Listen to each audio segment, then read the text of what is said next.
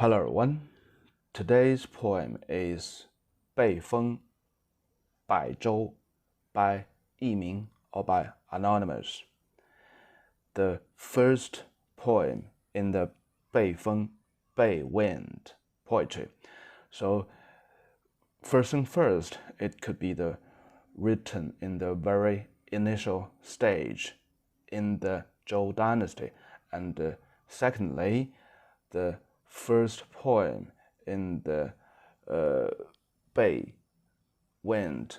Of course, it means it's with much more importance or significance. And through the later generations in the Chinese history, this poem was considered to be a very unique poem. Every sentence in this poem is sort of the pieces by pieces, thinkings, pieces of mindset, pieces of feelings by pieces. So we can even treat this poem as the first poem that utilizes the writing technique of stream of consciousness. Every pieces of sentences is a stream, one of the small pieces of stream of his feelings, his worriness. And of course, this very subtle poem has a big argument through the Chinese history, and in every major scholars in different dynasties, they have their arguments. What this poem write about? So basically, finally, the argument was on two categories. First thing first, the first argument is this poem was about a woman complaining his husband, and there's even some of the history stories was mapping to this poem. And the other one is a gentleman complaining to his brothers. So this is two quite different feelings, and nowadays more and more people adopt the saying of it's about a gentleman complaining about his brothers, and most likely this gentleman was the top level noble person, and he and his brothers, of course his fathers and uncles, they are the stakeholders of the state. So the worry or the complaining to his brothers is not just personal. They are sort of the complaining between the big interest, a group of people, because every noble, they represents a place, a group of peoples. So this makes his feeling and his complaining much more considerable and more profound. So that's the basic ideas when we read the poem in the Book of Songs. Keep in mind, most probably 90% chance the poet was written by a noble person. So they always they are always the stakeholders of a big public interest. So that make them when they're speaking or when they think about something, they are not only for themselves, they are the representative of a big common public interest. The title Bei Zhou means the boat of cypress wood. The cypress wood is a very solid, high quality material, so it's very good for the boat, of course. And also the Bei share the same sound as the Bo in the Zhou dynasty, so which the Bo actually means the lord of the state. So here the title Bei Zhou very likely implies to the lord of Bei State. And in a very ancient literature, it quoted the words saying by Confucius, 君者周也，属人者谁也. So it means the Lord is the boat, and the public, the mass, the normal people are the water. So here, I do believe, in my personal opinion, Bei Zhou has a very, very strong hint to refers to the Lord of the Bei State.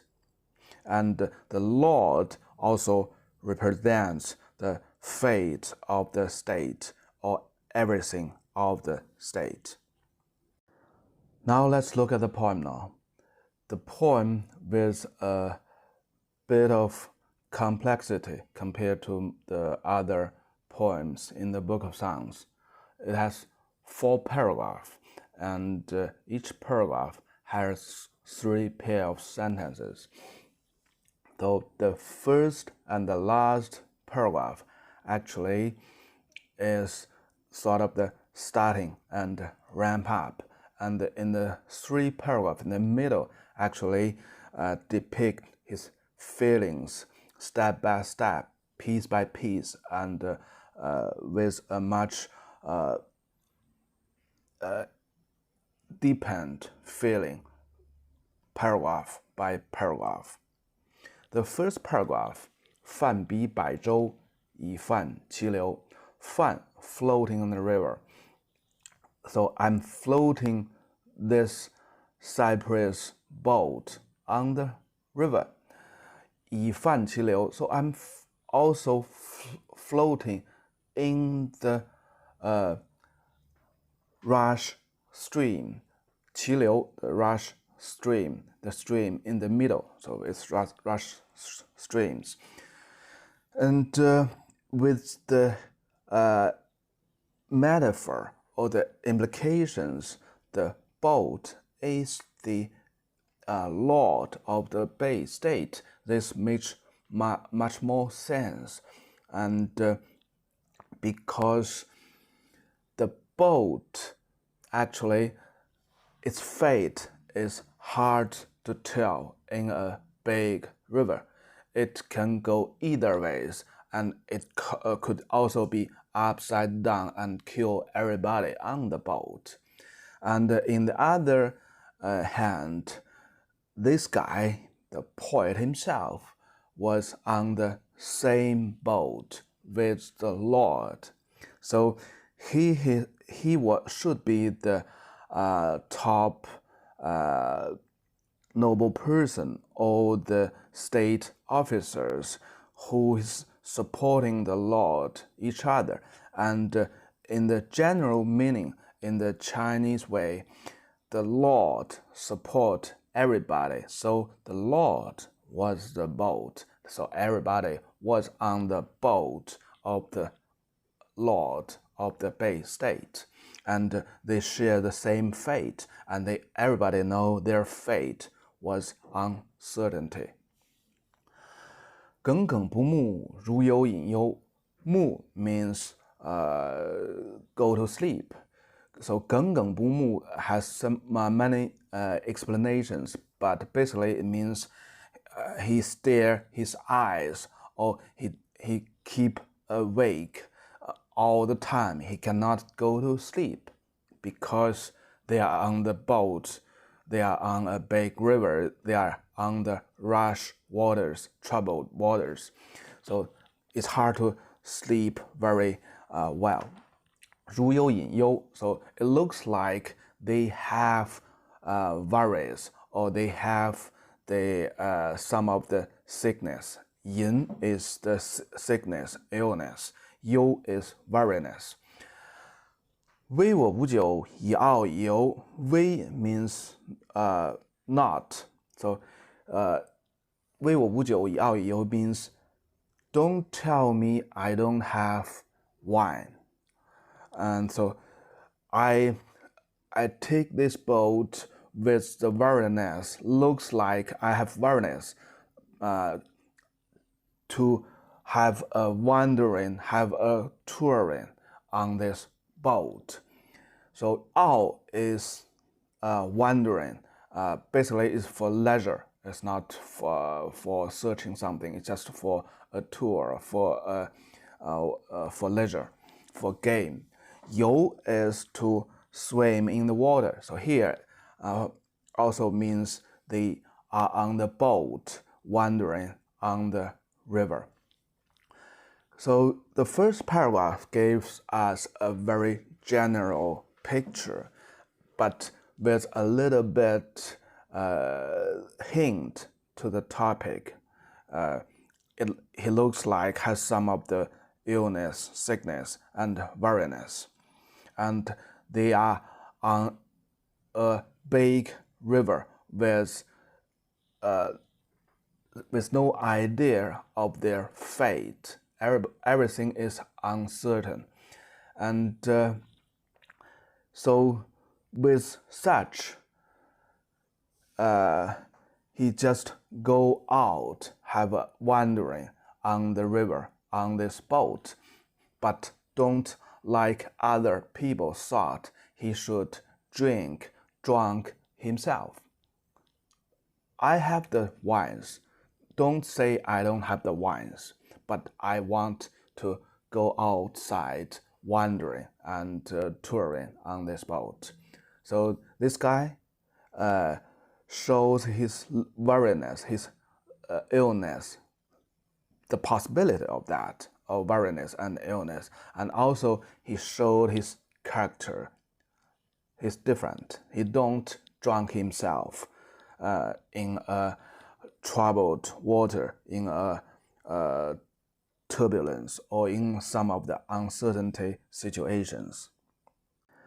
The paragraph 2 to paragraph 4 basically are the same things to describe his feelings in details, in comparisons, but step by step he make this emotion, this feeling much profound. And it also shows a very advanced writing techniques. Let's see, paragraph 2. 我心非剑，不可以如。非 equals 非. So, 剑 is the ancient term for the mirror.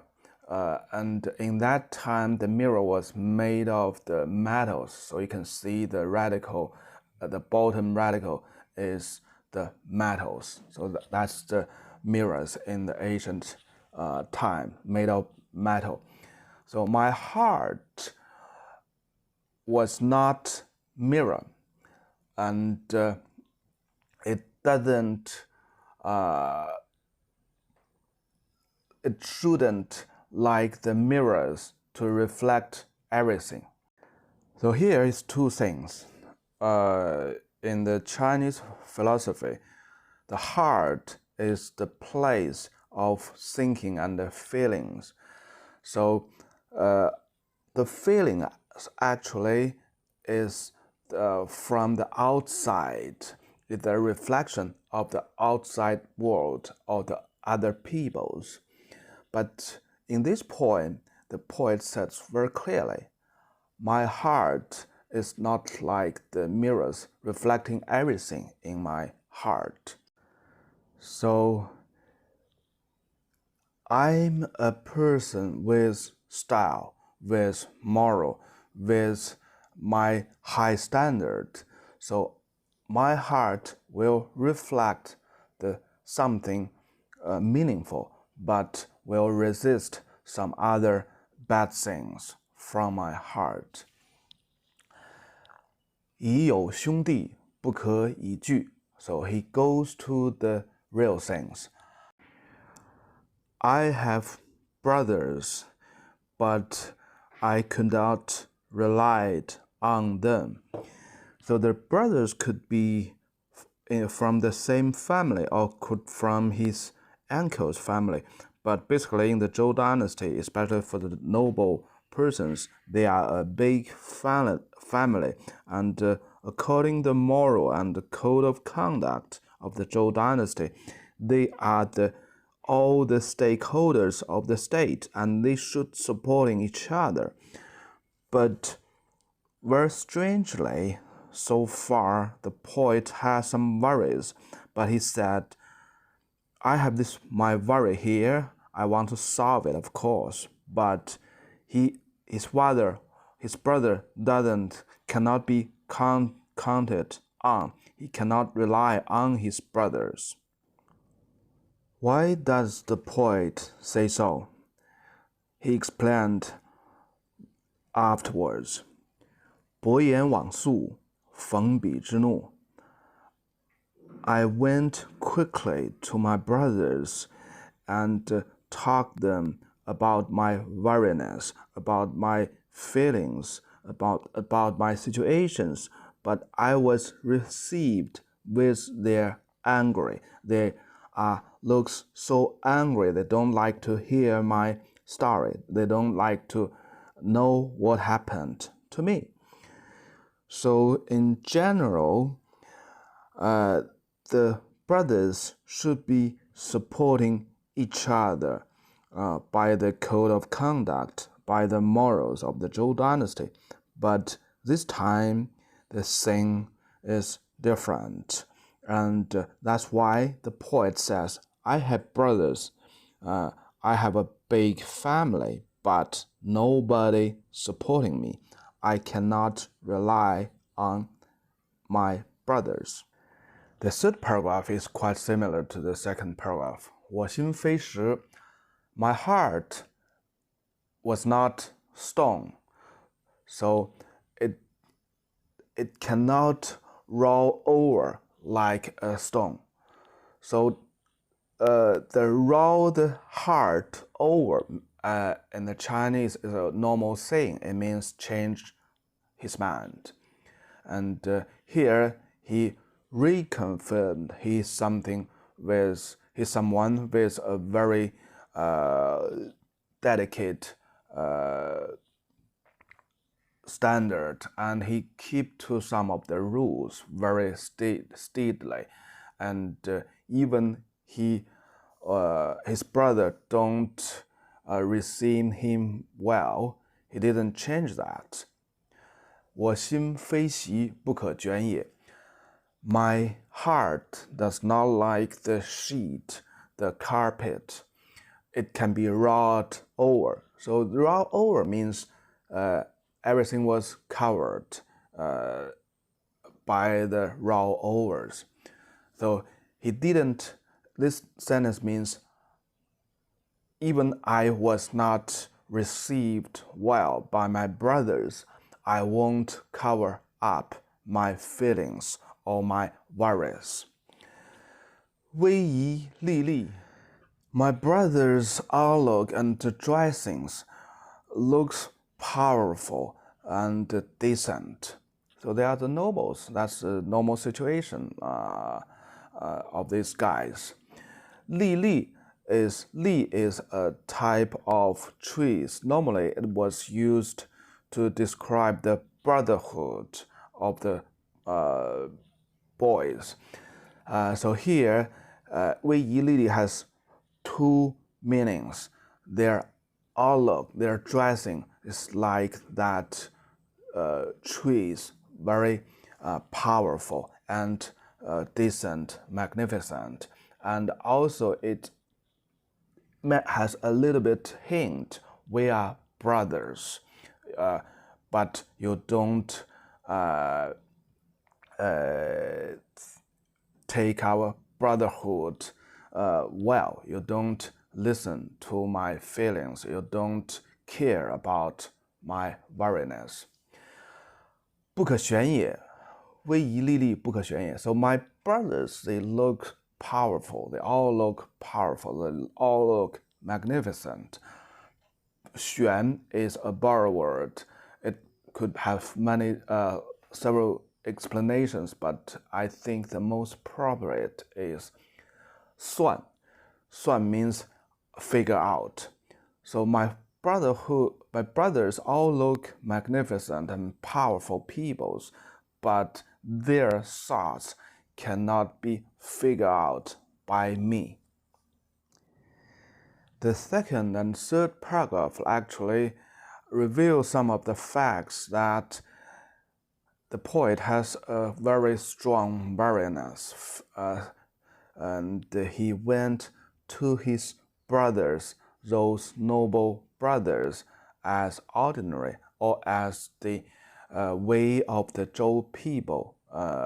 They do it, but nobody listened to him, and they even shows the anger, the angriness to him, and he feels so sad.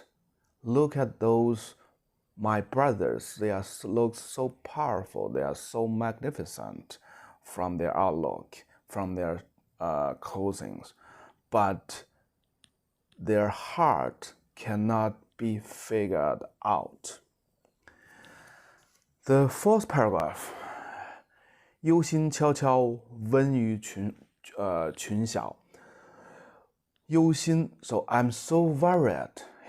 So far, he finally confirmed or realized he has a big worriness. So I have a big worriness, and the situation is 温于群小. I'm compliant. I'm condemned by those group of small guys. Here clearly point out he has a big conflict with his brothers and actually with all other noble person in the Bei State. And here's my question for you all. So he was in the boat with all those his brothers, and he has a bad relationship or has a big conflict with all those brothers, but he never have a word what the Lord say. So what do you think about that? Let's continue. 垢敏既多，受侮不少. 敏, it means the very misfortune luck, normally related with death. So 垢敏 means he encountered so many misfortunes, or he encountered so many deaths. 受侮不少. 侮, bullied by others. So he was bullied a lot by others. So from this pair of sentence, we know the worriness is not something very easy to go with, because it could be life and death, and also it was about bullied by someone. Just keep in mind, he was on the boat with the Lord of the Bei State, and he was one of the stakeholders of the state. Who can bully this guy? Who can made him encounter with a lot of deaths or misfortunes? So that's a big deal. So that's not a surprise he has such a big worriness. And let's think back the situations. He has such big miserables. His people was lost. He was bullied by some other peoples, and he goes to his brothers in the same state. They should support each other, but those people are angry with him, and they look so powerful and they look so nice from their outlook, but I never know what they are thinking about. So that's the situation for now. 静言思之，勿辟有表。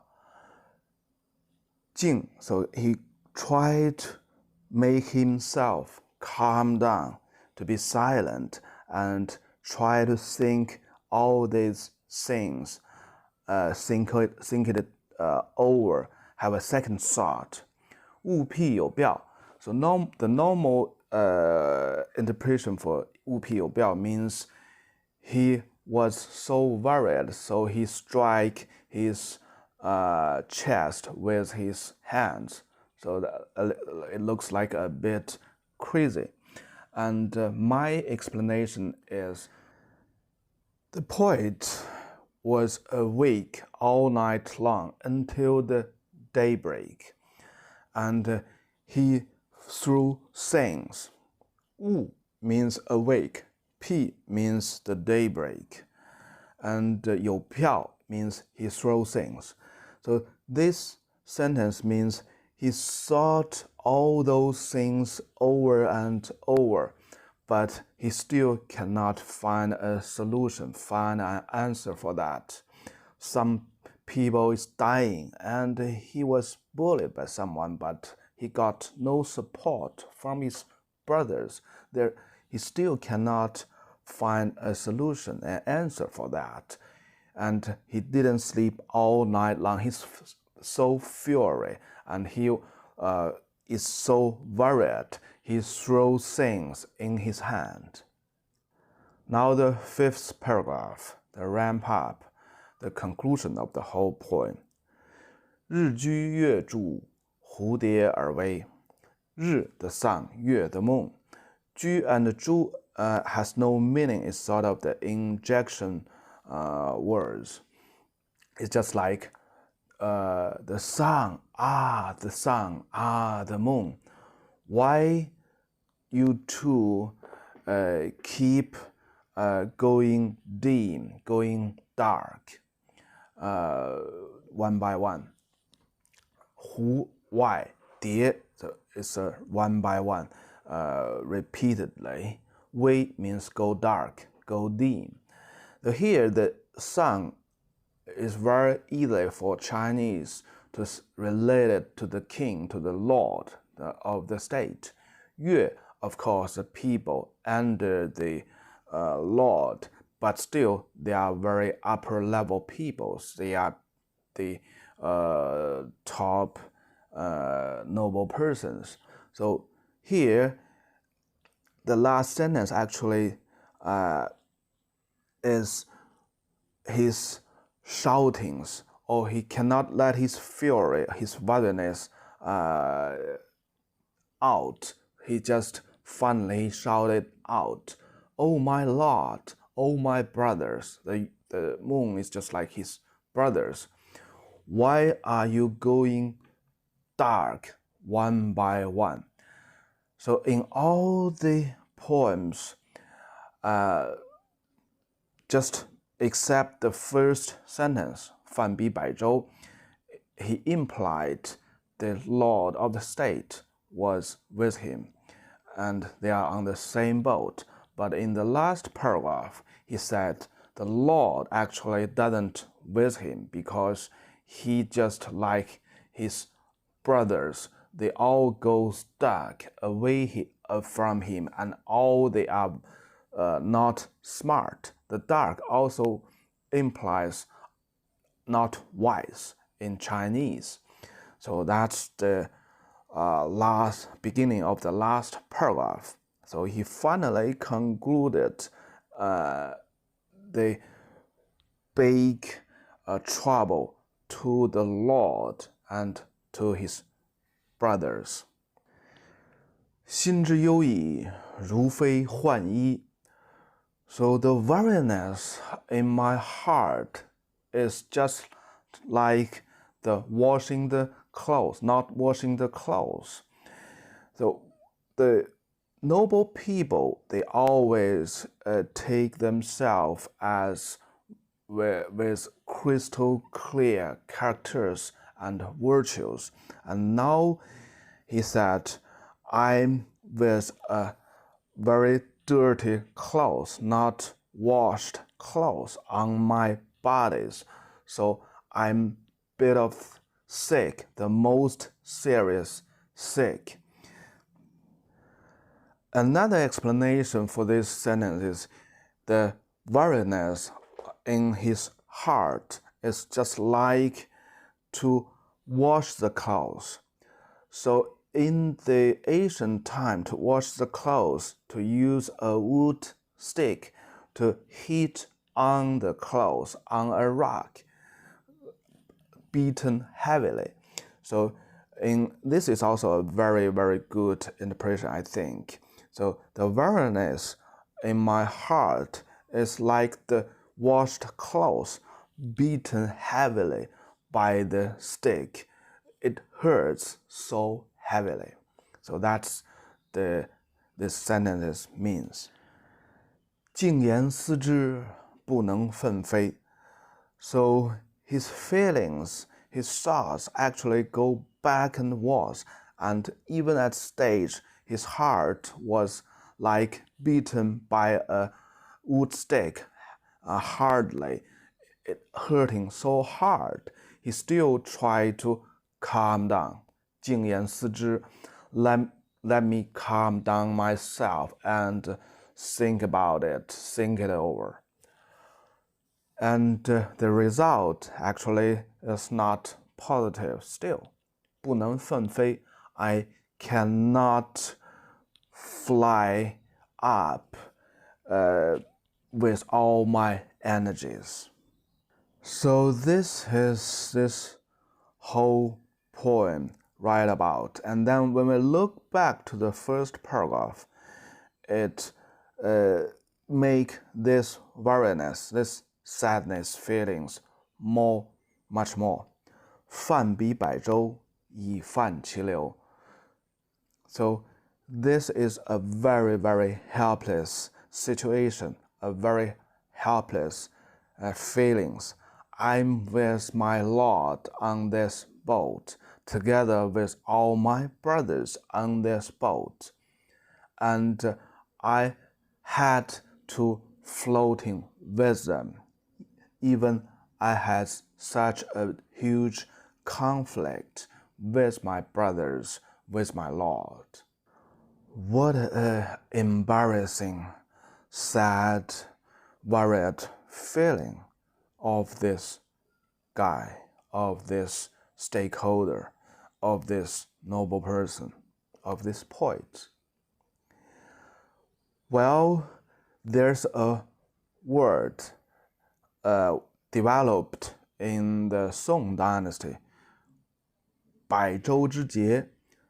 So 百舟之节 refers the married woman didn't marry again and followed the code of conduct of the Song dynasty, that the best behavior for a widow is to not marry again. So, and this character, 百舟之节, actually is by the illusion or by the wrong interpretation of the Song people. And finally, till today, it became a jargon, or it's an idiom for today's people, 百舟之节, the code of the Cypress boat.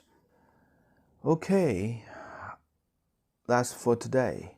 I hope you enjoy it, and bye-bye.